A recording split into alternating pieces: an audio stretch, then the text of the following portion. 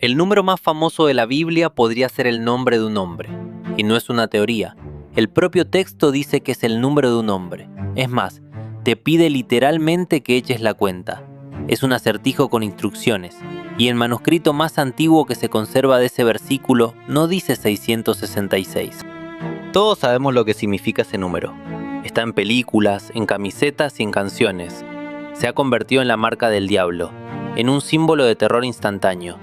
Pero si lees el versículo entero, dice algo bastante distinto de eso. Dice, el que tiene entendimiento, que calcule el número, porque es número de hombre. O sea que no es un símbolo cerrado. Es un enigma que alguien esperaba que resolvieras. Y para entender el enigma, hay que entender cómo se escribían los números en esa época. En el mundo antiguo no existían cifras separadas de las letras del alfabeto. Las letras hacían las dos cosas. Servían para escribir y también para contar. La primera letra valía 1, la segunda 2, y así hasta llegar a los cientos. Eso significa que toda palabra escrita tenía, sin querer, un valor numérico. Tu nombre sumaba algo. El nombre de tu vecino sumaba otra cosa distinta. A esa práctica se le llama gematría en hebreo e isopsefía en griego. Y no era un secreto de sabios, era un juego popular, de calle. En una pared de Pompeya, alguien grabó una frase que se conserva hasta hoy. Decía, amo a aquella cuyo número es 545. Un enamorado escondió el nombre de la chica detrás de una suma. Era su manera de decirlo sin decirlo. Y la técnica es exactamente la misma. También la usaron para burlarse del propio emperador Nerón. Circulaba una pintada donde su nombre sumaba lo mismo que una frase terrible. La frase decía, mató a su propia madre. Y las dos cosas daban 1005. Eso lo cuenta un historiador romano, no un cristiano. Está fuera de la Biblia. Así que cuando el Apocalipsis propone un número, no está inventando nada raro. Está usando el pasatiempo más común de su época, el que entendía cualquiera.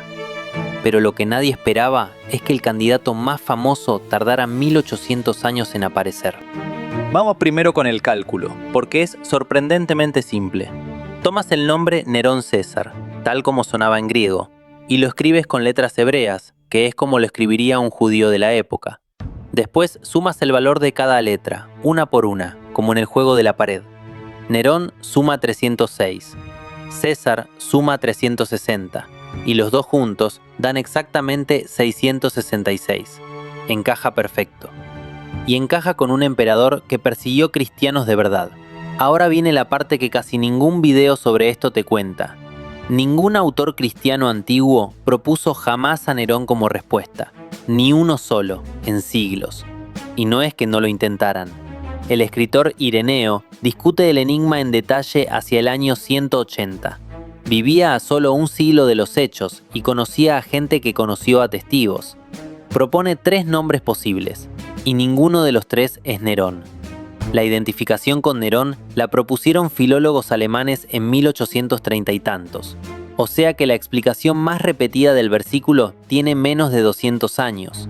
Eso no la convierte en falsa, pero sí cambia cómo deberías escucharla. Es la mejor hipótesis disponible, no un dato demostrado. Es distinto. Y hay una objeción de peso que conviene conocer antes de seguir. El Apocalipsis se escribió en griego, para comunidades que hablaban griego, pero lo que nadie esperaba es que el cálculo solo funcione si cambias al hebreo.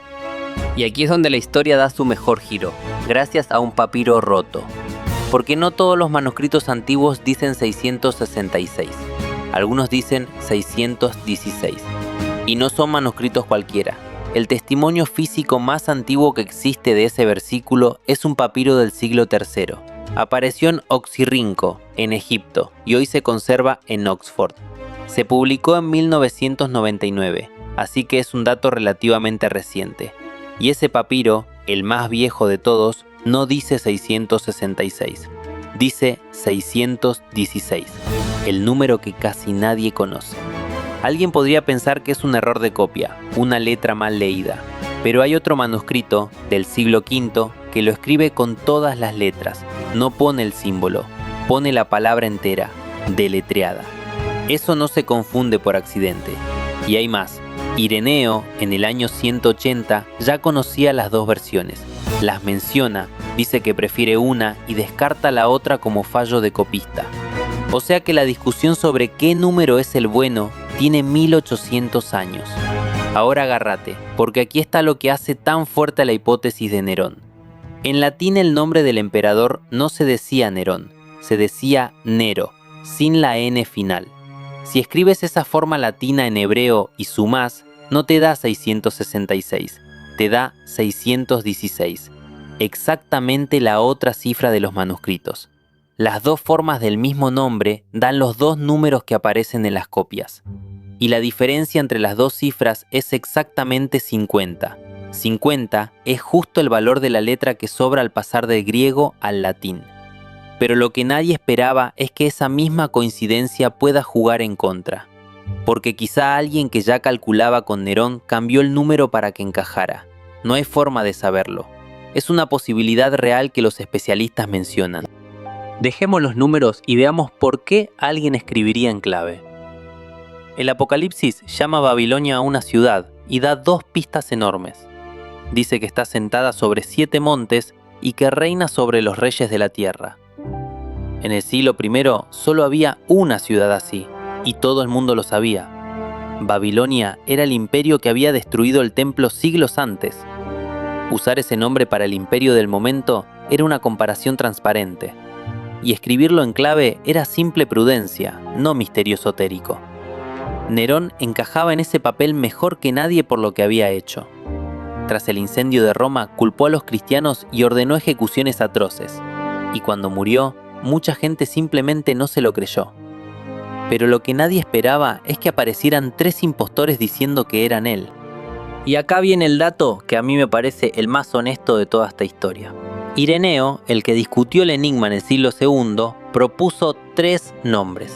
Y los 3 suman 666. Los 3, sin hacer trampa. Eso demuestra el problema del método. Con paciencia, casi cualquier nombre encaja. Por eso el propio Ireneo escribió una advertencia que sigue siendo buena hoy. Dijo que era más seguro esperar a que se cumpliera la profecía que andar adivinando. El 666 no es una maldición ni un código de barras.